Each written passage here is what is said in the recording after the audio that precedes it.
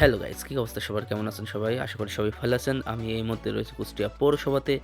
আজকে আপনাদেরকে দেখাবো কুষ্টিয়া পৌরসভা থেকে ৫ রাস্তার মোড় পর্যন্ত ড্রোন শট। তো চলুন আমরা আস্তে, আস্তে ৫ রাস্তার মোড়ের দিকে যাই। কুষ্টিয়া কিন্তু অনেক সুন্দর একটি জায়গা। আসলে রাতের সিন তো আরো সুন্দর লাগে। অনেক সুন্দর লাগছে কিন্তু কুষ্টিয়া ৫ রাস্তার মোড়।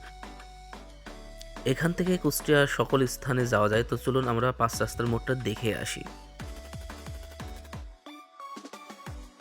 অনেক সুন্দর লাগছে এই রাতের সিনগুলো।